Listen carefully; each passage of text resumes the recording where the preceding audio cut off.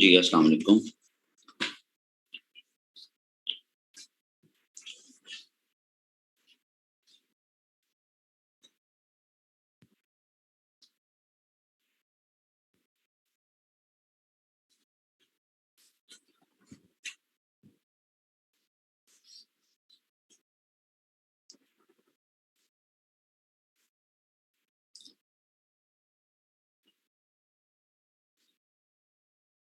Reformers کے context میں آج جو اگلا ہمارا تیسرے امپورٹنٹ ریفارمر ان کا نام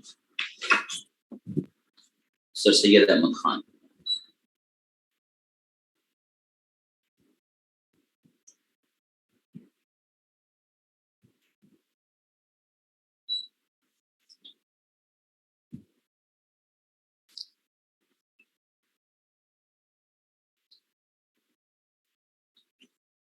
چھوٹے ہوتے سے ہم یہ ٹاپک پڑھتے آ رہے ہیں.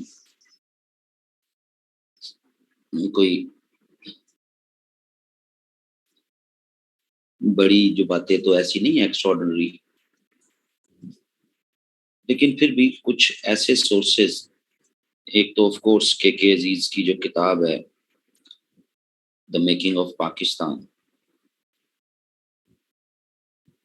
اس کے تقریباً ہر چیپٹر میں آپ کو سر سید کے ویوز مل جاتے ہیں.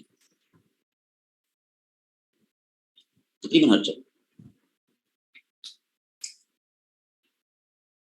پھر ایک کتاب ہے ایس ایم اکرام کی ماڈرن مسلم انڈیا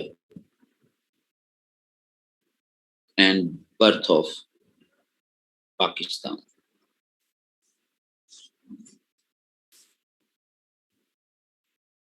یہ بیسیکلی بایوگرافیکل نوٹس ہیں اس کتاب میں. پہلا چیپٹر ہی سر سید سے ریلیٹڈ ہے. ٹھیک ہے.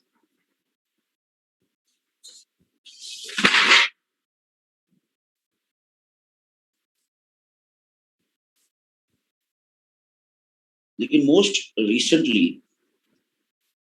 ایک کتاب میری نظر سے گزری ہے اور بہت زبردست قسم کی جو ہے وہ کمال کی ریسرچ. یہ کتاب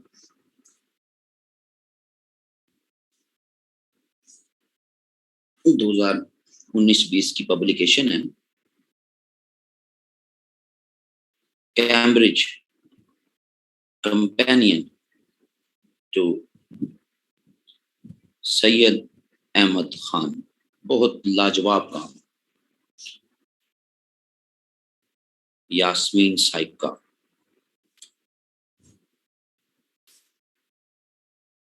لیکن لارجلی میکنگ آف پاکستان تک ہی، کیونکہ یہ سافٹ فارم میں بھی اویلیبل ہے.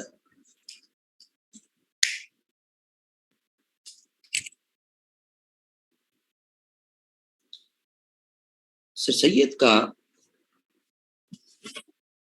آواز آ رہی ہے جی؟ اوکے.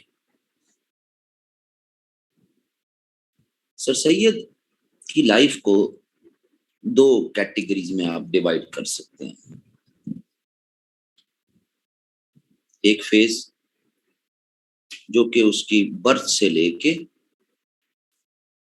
1867 تک کا، 1887 سے 1867 تک.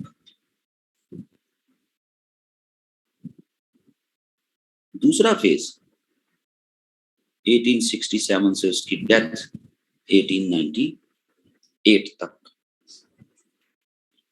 دو فیز ہیں. یہ جو پہلا فیز ہے اس کے لیے پھر کہا جاتا ہے سر سید ایز یوٹیلیٹیرین، اور اس کو کہا جاتا ہے سر سید ایز ایگیلیٹیرین. یوٹیلیٹیرین مطلب یوٹیلیٹی فار آل. ایگیلیٹیرین مطلب یوٹیلیٹی ہی ہے بٹ کامن انڈرسٹینڈنگ بنانے کے لیے یوٹیلیٹی فار آ کمیونٹی. کون سی کمیونٹی؟ ظاہر پھر وہ ہم ریفر کرتے ہیں as Muslim of India.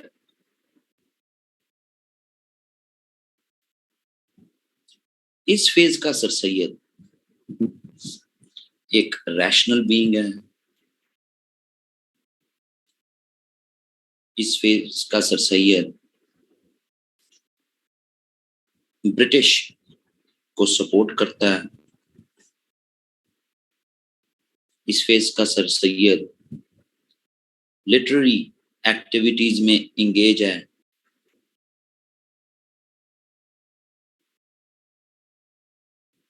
Government employee ہے.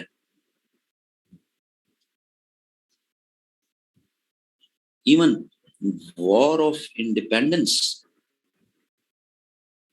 جو لوگ تھے ان کے اگینسٹ تھا.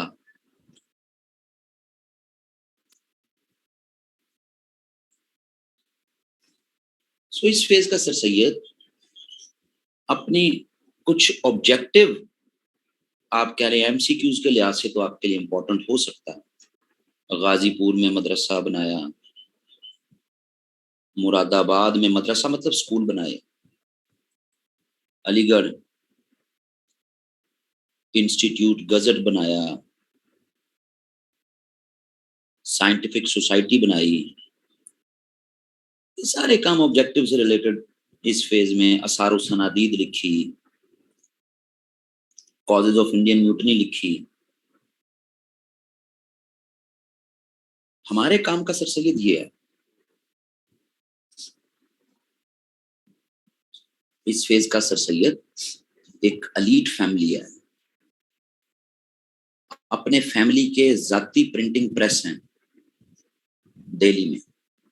اس دور میں پرنٹنگ پریس جس کے ہوتے تھے وہ سمجھا جاتا تھا کہ وہ بہت بڑی جو ہے وہ صحیح جی فیملی.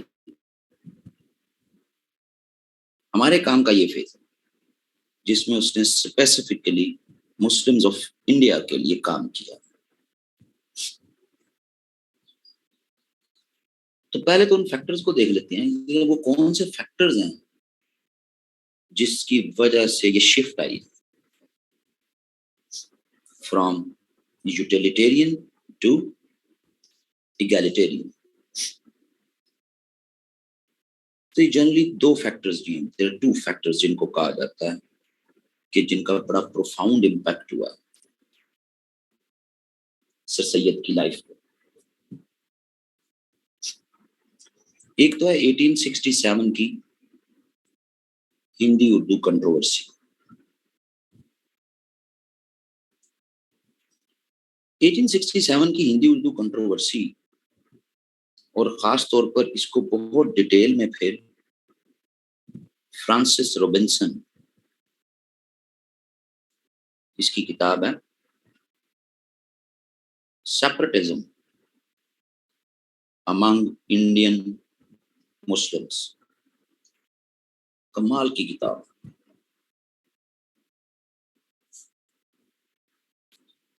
فرانسس روبنسن بڑی ڈیٹیل میں اس کو ہائی لائٹ کرتا ہے، اس کنٹروورسی کا امپیکٹ سر سید. دیکھیں جی، جب تک تو مغلز تھے انڈیا میں تو مغلز کی آفیشیل جو لینگویج تھی نا وہ ہوتی ہی پرشین تھی. اب مغل ظاہرہ دہلی میں ان کا دربار ہوتا تھا، تو دہلی اور اس کے سراؤنڈنگ کے جو علاقے آگرہ، اودھ، بنارس، میرٹھ، فیض آباد،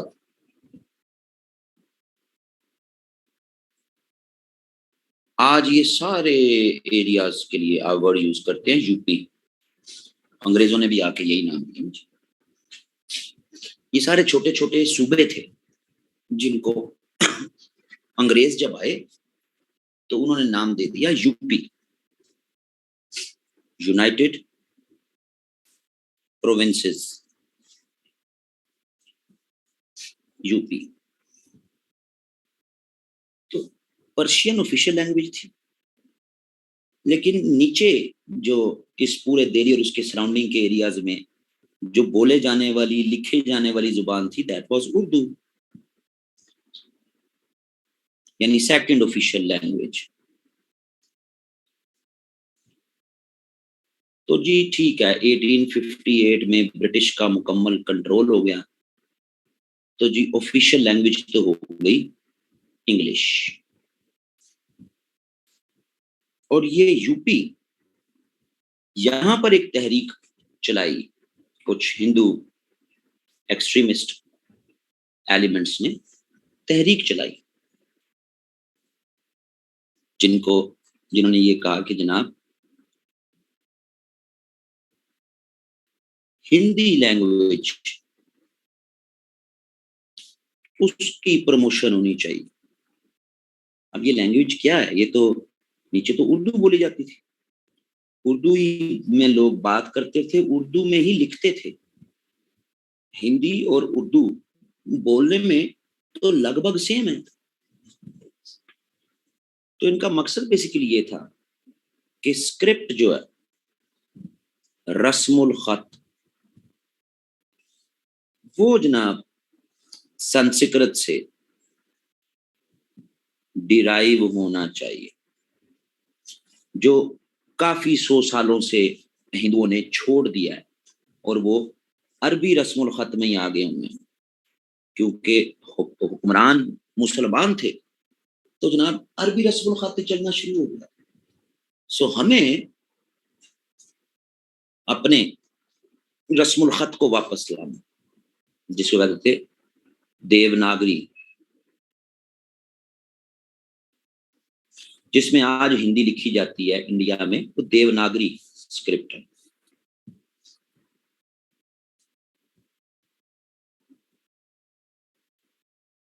تو ہندی اردو کنٹروورسی بیسیکلی زبان کے اڈاپٹ کرنے کی کنٹروورسی نہیں ہے، کیونکہ بولنے میں تو کیا حال ہے آپ کا، کیا حال ہے آپ کا، کھانا کھائیں گے، بھوجن لیں گے، بات تو سیم ہے. تھوڑا سا مطلب کہ وکیب کے تھوڑے بہت ایشوز ہیں، لیکن گرامر تو سیم ہے.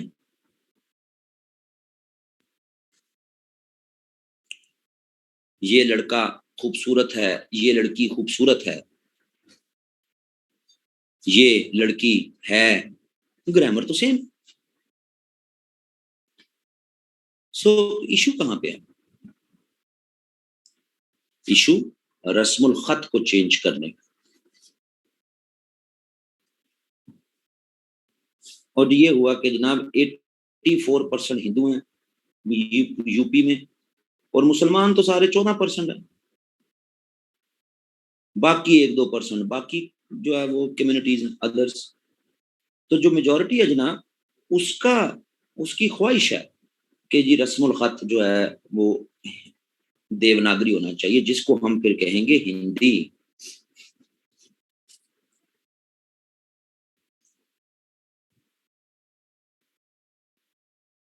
یہ ایک بہت بڑا کیونکہ کسی بھی کمیونٹی اس کی لینگویج اگر سیٹ اسائڈ ہو جائے، لینگویج کو کارنر کر دیا جائے، تو بھائی آئیڈینٹی جو ہے نا جی وہ چیلنج ہو جاتی ہے، شناخت اس قوم کی اس گروپ کی چیلنج ہو جاتی ہے. سو بیسیکلی یہ ہندی اردو کنٹروورسی کہ جی اب ہندی کو جو دیوناگری اسکرپٹ میں لکھی جائے گی اس کو سیکنڈ آفیشیل لینگویج بناؤ جی، کیونکہ فرسٹ آفیشیل لینگویج تو انگلش ہے ہی ہے. یہ تحریک تھی.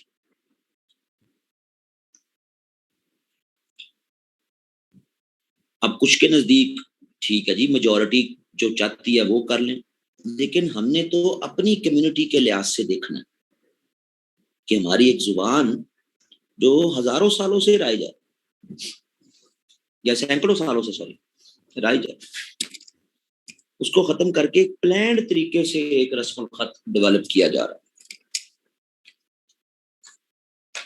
سر سید اتنا پاورفل آدمی ہے، کیونکہ آن گراؤنڈ اگر آپ دیکھیں تو یہ بات تو ٹھیک ہے، کسی بھی جمہوری لحاظ سے ہم دیکھیں کہ میجورٹی جو چاہ رہی ہے وہ ہونا چاہیے، لیکن سر سید اتنا انفلوئنشل اور اسٹرانگ آدمی ہے کہ 1867 میں چلنے والی یہ تحریک 1898 تک سر سید کی ڈیتھ ہو گئی.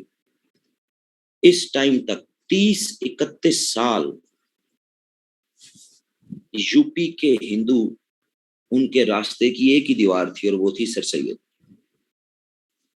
سیکنڈ آفیشیل لینگویج اردو ہی رہی جب تک سر سید زندہ رہا. سر سید کی ڈیتھ کے فوراً بعد ہندی سیکنڈ آفیشیل لینگویج ہوگی. یعنی اتنا انفلوئنشل آدمی تھا کہ اس نے مسلم کمیونٹی کی لینگویج کو اس کی پروٹیکشن جو ہے اس میں وہ بڑا ایفیشینٹ اور افیکٹو رول پلے کیا.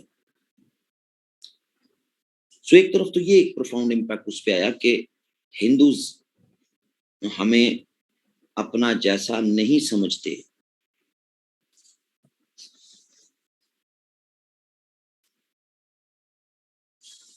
لیکن دوسرا جو پھر بڑا فیکٹر ہے وہ ہے the life of Muhammad.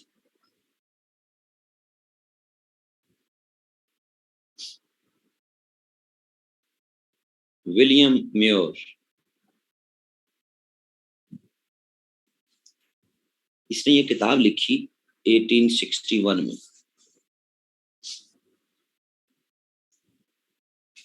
London سے چھپی, اس کے بعد ادھر سے ساؤتھ افریقہ سے چھپی اور نیو یارک میں چھپی. یعنی ایٹ اے ٹائم 3 بڑی جگہوں سے جہاں پر انگریزی میں چھپی. اور اس کتاب میں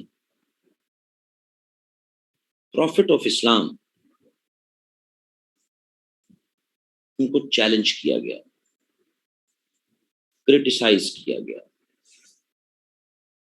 اور بڑے اس اوتھینٹک سورسز کے ذریعے کرٹیسائز کیا گیا, چیلنج کیا گیا. پھر یہ کتاب انڈیا میں بھی آئی اور انڈیا میں اس کی پھر پرشین میں ٹرانسلیشن.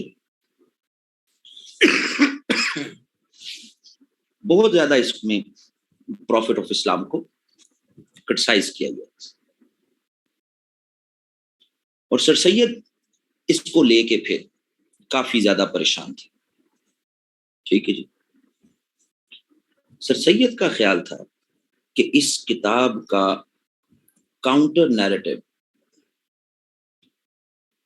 وہ ہمیں دینا چاہیے. ہمیں اسلام پہ جو ایلیگیشنز لگائے گئے ہیں اس کتاب میں ان کو ایڈریس کرنا چاہیے. لیکن انڈیا کے جو علماء تھے ان کی طرف سے جو رسپانس تھا وہ یہ تھا بس بین لگا دو اس کو, یعنی مسلمان اس کو نہ پڑھیں جی, کتاب کو اس سے دور رہیں, یہ ان کو خراب کرے گی. سر سید کا یہ خیال تھا کہ نہیں بھائی, ہمیں ڈیفینڈ کرنا چاہیے پروفٹ کو.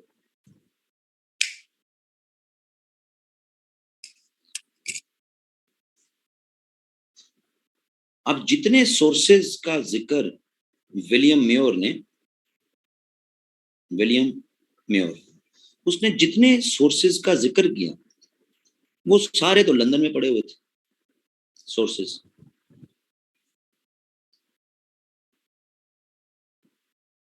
سو ہم دیکھتے ہیں کہ یہ چیز سر سید کے مائنڈ میں تھی. اور 1869 میں جب ان کے سن کو, بیٹے کو اسکالرشپ ملی ہے تو یہ اپنے خرچے پہ ساتھ چلے گئے.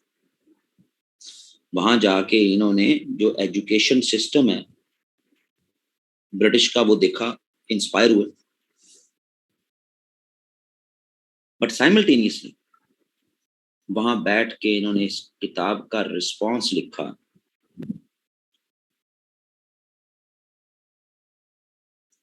خطبات احمدیہ, اس کو انگلش میں بھی چھپوایا, اس کو پھر پرشین میں بھی چھپوایا, لندن سے بھی چھپوایا, ساؤتھ افریقہ سے بھی چھپوایا, نیو یارک سے بھی چھپوایا.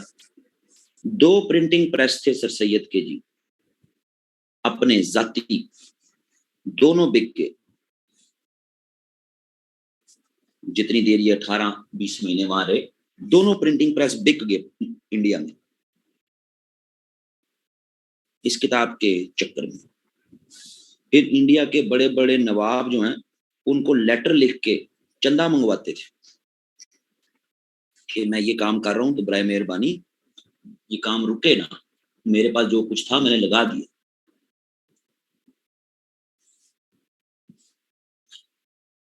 بہت بڑی کنٹریبیوشن ہے یہ،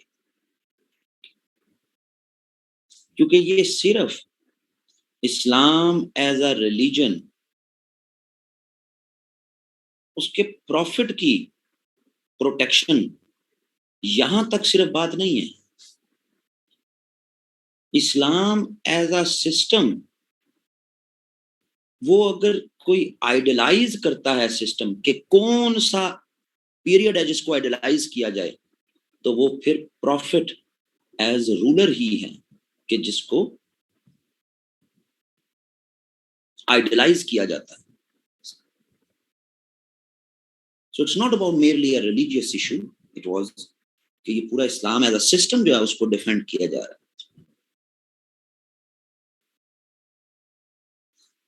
مثلا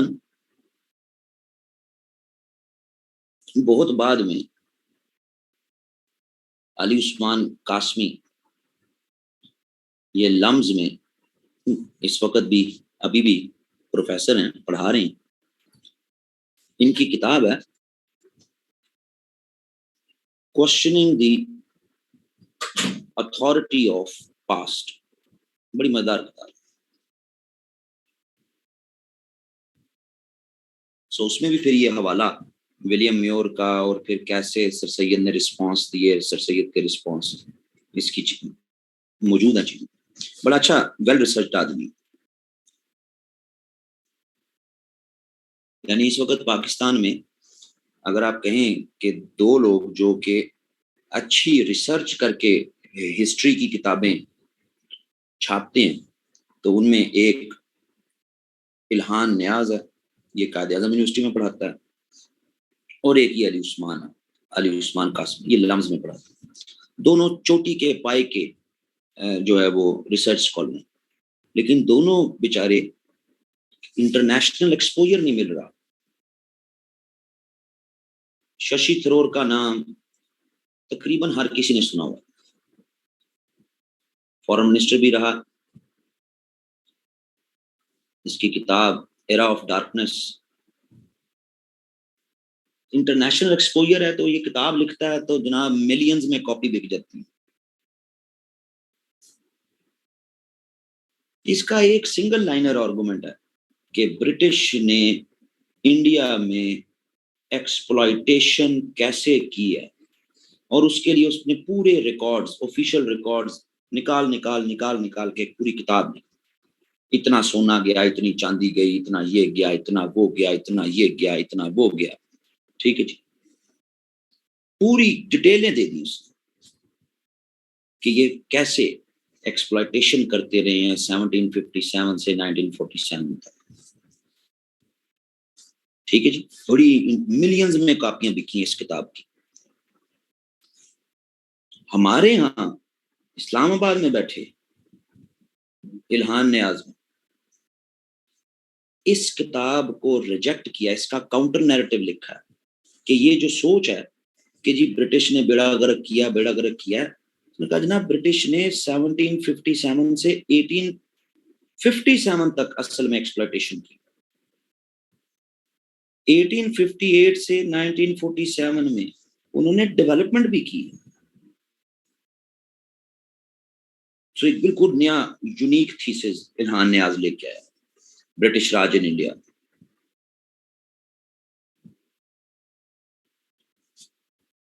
لیکن انٹرنیشنل ایکسپوجر نہیں. ٹھیک ہے جی، ریکگنیشن اس طرح نہیں ملی. سو کام ہمارے ہاں بھی جو پروفیسر ہیں، جو لوگ ہیں، وہ بڑا تباہی کے کام کیے ہیں.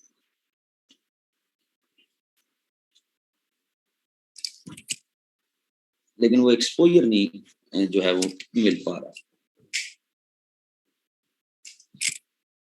دوسری طرف علی عثمان کو اگر لے لیں، قاسمی، علی عثمان قاسمی کی کتاب ہے مسلمز اگینسٹ مسلم لیگ، کہ ہم تو پڑھتے نا صرف وہ مسلمان جو مسلم لیگ کے تھے، لیکن وہ مسلمان جو مسلم لیگ کے اگینسٹ تھے ان کے ویوز کیا تھے؟ باچا خان، امیر شریعت عطا اللہ شاہ بخاری اور بہت سے مسلمان لیڈرز جو جنہ کو اچھا نہیں سمجھتے تھے، جو مسلم لیگ کو اچھا نہیں سمجھتے تھے، ان کے ویوز کیا تھے، تاکہ ہماری نوجوان نسل کو یہ بھی پتا ہو کہ بھائی مسلمان اور بھی تھے لیڈرز، بڑے بڑے لیڈرز تھے، لیکن کتاب آئی تباہی کا کام۔ لیکن کیونکہ نیشنل اور انٹرنیشنل ریکگنیشن نہیں ملتی ہے تو کارنر میں چلے جاتے ہیں۔ یہ دونوں کتابیں ایز ریسرچ بکس اس کتاب سے 1000 درجے بہتر ہیں، کیونکہ یہ کتاب تو میئرلی ایڈمنسٹریٹو ریکارڈز، اس کی کمپائلیشن ہے ایک گڈ انگلش میں لکھ کے، پہلے کیا تھا اب کیا ہے، کتنا مال لے گے، کتنا سونا لے گے، تو اس نے کچھ ڈسکور تو نہیں کیا نا، ایڈمنسٹریٹو رپورٹ سامنے رکھ کے کمپائل کر۔ یہاں تو یہ پورا آئیڈیا ہے، ایک سوچ ہے جو ڈیولپ کی گئی اور پھر اس سے ریلیٹڈ فیکٹس کو جمع کیا گیا، یہ ایک پوری ریسرچ ہے۔ لیکن انفارچونیٹلی ہمارے یہاں راجا گد یا اس سے ملتے جلتے چیزیں یہی، کیوں؟ کیونکہ ایسی چیزوں میں پالیٹکس نہیں ہوتی، تو ایسی چیزیں ہی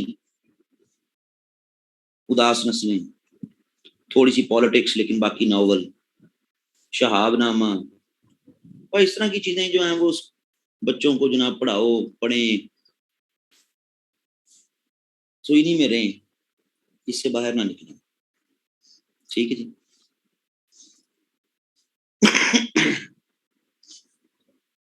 سو یہ ضرور دیکھیں، Muslim against Muslim League, British Raj in India. Anyways یہ جو لیگیسی ہے نا، یہ ہمارے یہاں کے جو کام کرنے والے ریسرچ والے لڑکے ہیں، یہ لیگیسی سر سید کے ساتھ جڑی ہوئی، جس نے 1869 سے لے کے 1871 تک 18 مہینے تقریباً گھر بک گیا، پرنٹنگ پریس بک گئے، خرچہ ہی بہت، اور یہ اتنا بڑا شخص ہے، یہ ذہن میں رکھیے گا کہ سر سید کو نہ انگلش بولنی آتی تھی، نہ انگلش لکھنی آتی تھی، ساری زندگی ایک لائن نہیں لکھ سکتا تھا، نہ ایک لائن بول سکتا تھا انگلش کی۔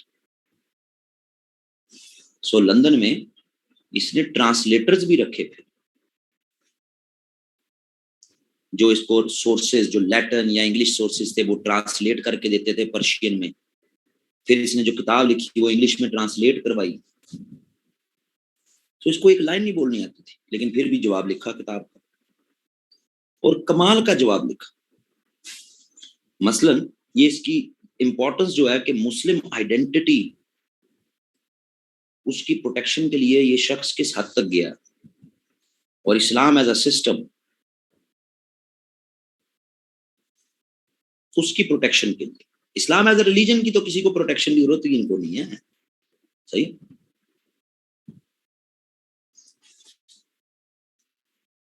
چھوٹے چھوٹے سے 2 واقعے ہیں، وہ آپ کو بتاتے ہیں، جو پیپر میں تو شاید نہیں ضرورت، لیکن کسی بھی انٹرویو میں ضرورت پڑ جائے آپ کو سر سید کو اگر ڈیفینڈ کرنا ہوگا، باقی باتیں چھوڑیں، یہ جو 2 آرگومنٹ ہے نا، یہ سر سید سے اوپر کوئی بنا ہی نہیں سکتا تھا۔ مثلا ولیم میور لکھتا ہے کہ کوئی شب معراج نہیں ہوئی نہیں، یہ ولیم میور کہتا ہے۔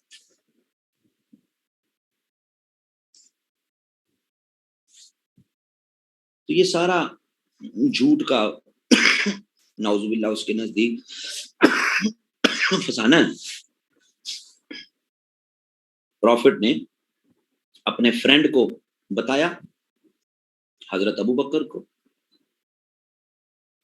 انہوں نے گواہی دے دی اور باقی سارے مسلمانوں نے مان لیا۔ سو یہ تو نعوذ باللہ ہیلوسینیشن تھی.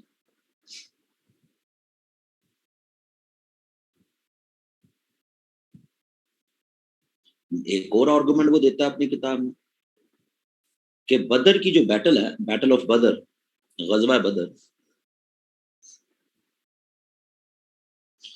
اس میں کوئی فرشتے مسلمانوں کی ہیلپ کے لیے نہیں آئے. یہ جو مسلم ہسٹورینز کہتے ہیں کہ جی فلانے صحابی نے کہا کہ جی میں نے خود فرشتوں کو دیکھا ہے ہمارے ساتھ لڑتے ہوئے، سب نعوذ باللہ جھوٹ ہے جی. صحیح ہے جی. پھر وہ لکھتا ہے کہ یہ جو کریسنٹ بن گیا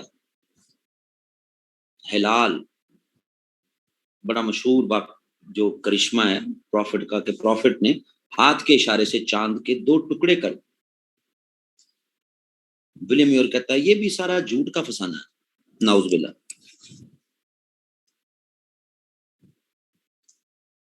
اب ان کے جواب انڈیا کا کوئی بھی علماء میں سے کوئی بھی بندہ ان کا جواب نہیں دے سکا.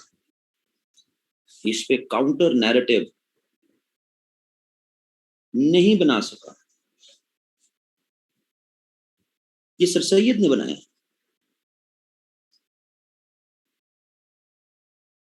As far as crescent is concern تو جناب قریش مکہ ان کا جو فلیگ کا سائن تھا نا جی، وہ فل مون تھا. تو پروفٹ نے مسلمز کا جو فلیگ ہے وہ کریسنٹ کر دیا. یہ مسلمانوں کا پروفٹ کے دور سے نشان.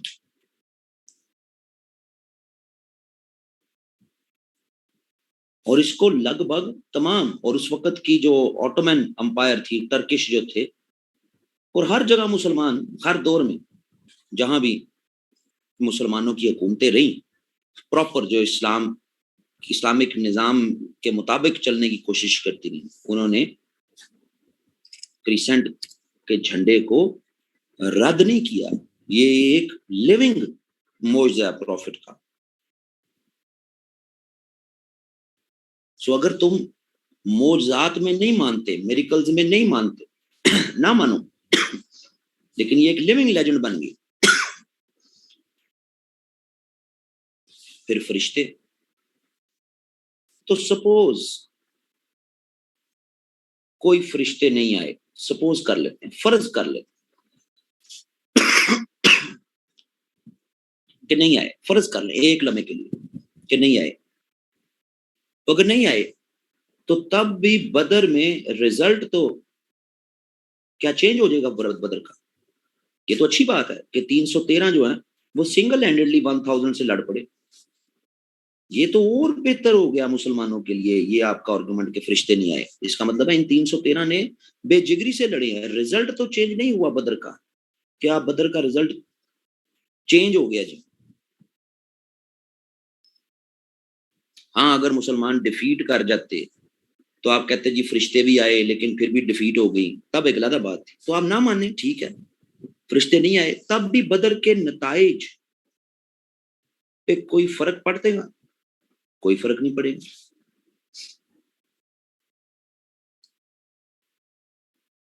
اور سب سے امپورٹنٹ،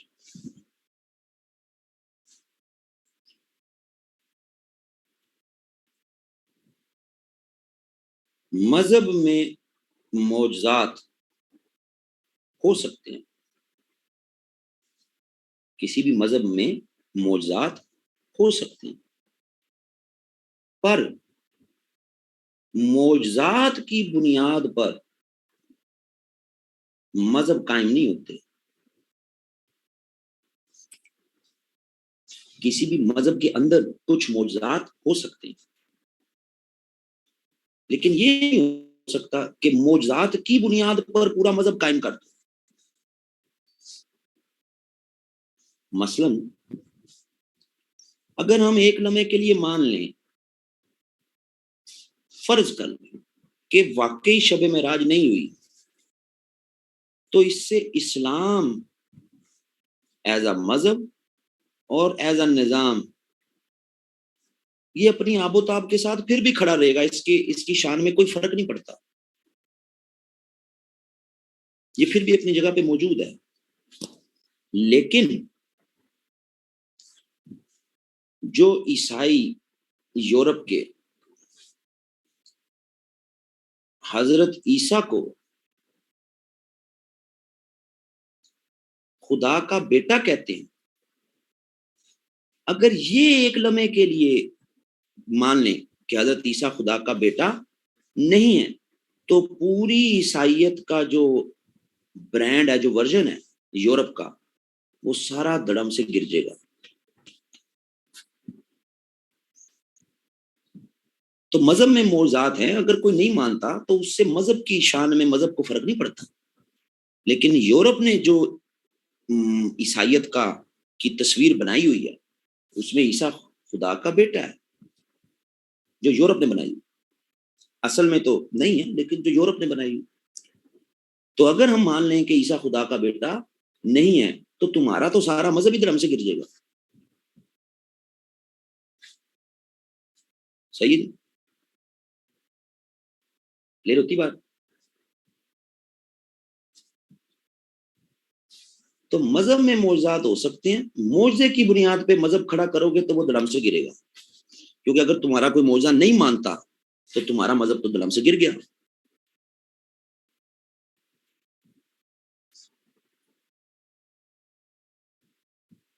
یہ آپ کسی بھی انٹرویو میں تو یہ بات کر سکتے ہیں، لیکن ظاہر ہے یہ ان چیزوں کا پاکستان افیئر سے تو کوئی تعلق نہیں ہے. لیکن ہم جو اس کی ڈیڈیکیشن، اس کی جو کمٹمنٹ ہے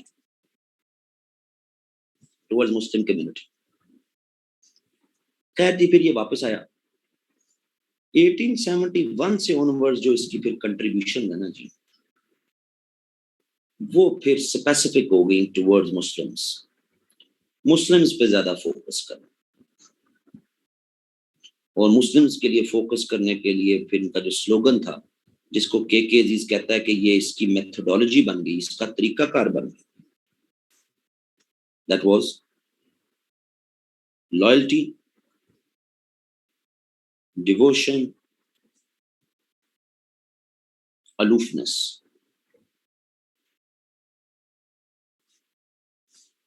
لائلٹی ٹورڈز برٹش، یہ ضروری ہے جی، کیونکہ برٹش اب انڈیا کے رولر بن گئے ہیں.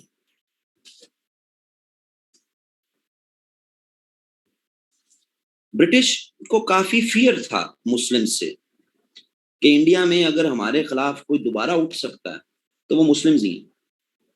اور 1857 کی وار کے بعد ایون جواہر لال نہرو، اس نے اپنی کتاب میں لکھا ہوا ہے کہ heavy hand of British fell more upon Muslims after war of independence. So British کو یہ ایک فیئر تھا کہ اگر کوئی کمیونٹی انڈیا میں ہمارے خلاف اٹھ کھڑی ہو سکتی ہے، ریوولٹ کر سکتی ہے، تو وہ بڑے شک و شبہات میں تھے.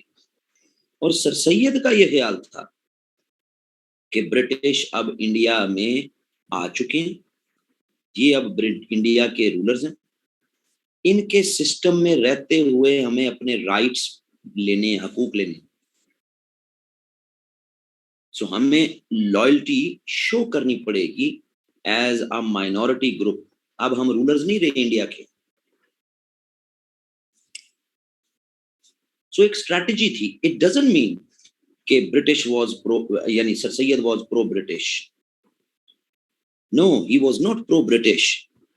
ہی just wanted Muslims to show loyalty so that کہ آپ پہ وہ جو ہیوی ہینڈ آف برٹش ہے نا جی، وہ نہ پڑے اور آپ کے لیے کچھ سہولتیں بن جائیں. اس پہ کافی گروہ سر سید کے خلاف بھی تھے، علماء بھی خلاف تھے، لیکن اس کی یہ اسٹریٹجی کامیاب رہی. پھر ڈیووشن. سر سید کا خیال یہ تھا کہ اب برٹش آ چکے ہیں تو ان کا ایجوکیشن سسٹم مسلمانوں کو اڈاپٹ کرنا پڑے گا، تبھی ایڈمنسٹریشن میں نوکریاں ملیں گی. اگر ان کا ایجوکیشن سسٹم اڈاپٹ نہیں کرو گے تو پرابلم ہوگی. کئی مسلم مدرساز بنا کے کارنر ہو گئے تھے، سائڈ پہ ہو گئے ہوئے تھے، دارالعلوم دیوبند وغیرہ، کہ ہم نے انگریز کا تعلیمی نظام نہیں حاصل کرا. پھر انگریز کے تعلیمی نظام میں یہ بھی ایشو تھا کہ جہاں وہ اسکول بناتے تھے، اسکول میں وہ پھر ساتھ اپنے گرجے، چرچ یہ بھی بنا دیتے تھے، تو وہ ساتھ اپنی ریلیجیس ایجوکیشن بھی اسٹوڈنٹس کو دیتے تھے، جس کی وجہ سے مسلمانوں میں کافی غم و غصہ تھا. وہ سر سید کہتا تھا آپ ایجوکیشن لو ان کی، تو کیسے لیں؟ تو اس کے لیے پھر سر سید نے MAO اسکول بنایا،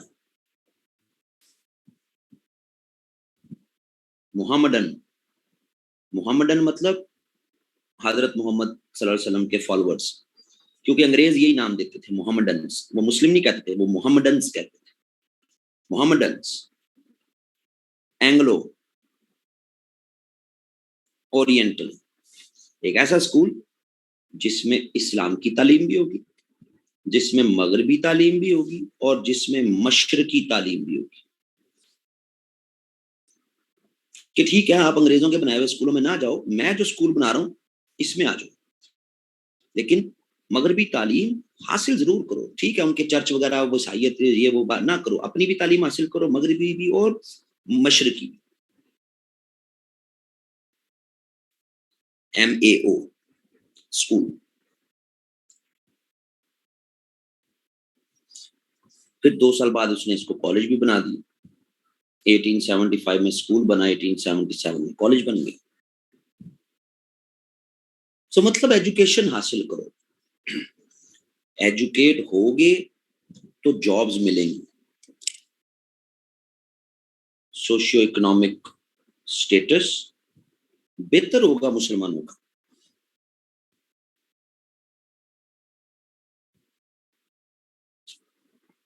اور پھر آخری چیز الوفنس.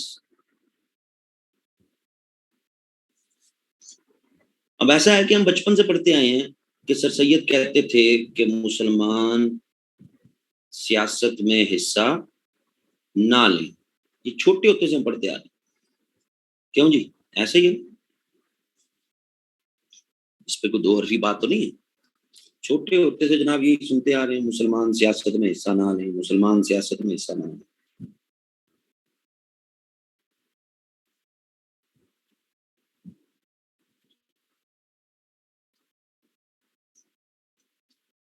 صحیح ہے جی. لیکن جب ہم خود دیکھیں کہ سر سید 1878 سے 1883 تک گورنر جنرل آف انڈیا، اس کی ایگزیکٹو کاؤنسل، اس کے ایڈیشنل ممبر رہے تھے جی، اس کے ایڈیشنل ممبر تھے.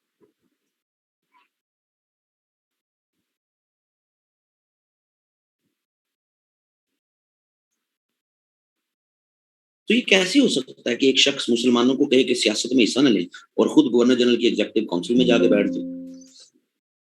کیا یہ کھلا تضاد نہیں؟ تو یہ الوفنس، یہ پھر اس کو کنٹیکچولائز کیا جاتا ہے کہ یہ بیسیکلی سر سید کی الوفنس 2 حصوں میں تقسیم ہے. ایک ہے ریشنل الوفنس اور دوسری ہے ریئیکشنری الوفنس. ریشنل الوفنس یہ سر سید کی ٹل 1885 ہے. اس فیز میں سر سید سمجھتا ہے کہ جب تک مسلمان تعلیم نہ حاصل کر لیں، جب تک مسلمان بہتر ہو جائیں پھر سیاست میں حصہ لیں. پہلے تعلیم، پھر ذرا بہتری ہو جائے، سسٹم کو سمجھ لیں، پھر سیاست میں حصہ لیں. یہ ریشنل